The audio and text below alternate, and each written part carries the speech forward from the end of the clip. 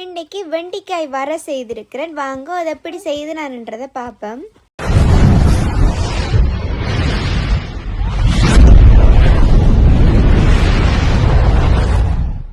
அதுக்கு முதல்ல வெண்டிக்காயை நல்லா கழுவி எடுப்போம்.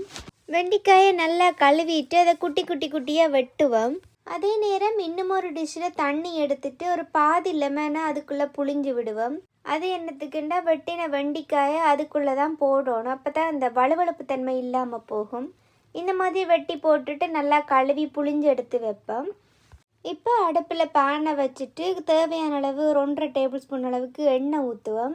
எண்ணெய் காஞ்ச உடனே குட்டி குட்டியாக வெட்டி வச்சிருக்கிற வெங்காயம் ஒரு பச்சை மிளகாயை அதுக்குள்ளே சேர்த்து நல்லா வதக்கி விடுவோம். அது நல்ல கோல்டன் கலரில் வதங்கின பிறகு இப்படி வச்சிருக்கிற வெண்டிக்காயை இதுக்குள்ளே புழிஞ்சு அதுக்குள்ளே சேர்த்துக்கொள்ளுவோம். தண்ணியோடு சேர்க்கக்கூடாது, புழிஞ்சிட்டு சேர்த்துக்கொள்ளுவோம். ஒரு டேபிள் ஸ்பூன் உப்பு, ஒரு கொஞ்சம் மஞ்சள் தூள் சேர்த்துக்கொள்கிறேன். அதை அப்படியே நல்லா பிரட்டி வதக்கி விடுவோம்.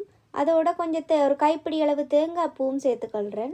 டேஸ்ட்டுக்காக தான், தேவையானாக்கள் சேர்க்கலாம், இல்லாட்டி சேர்க்காமலும் விடலாம்.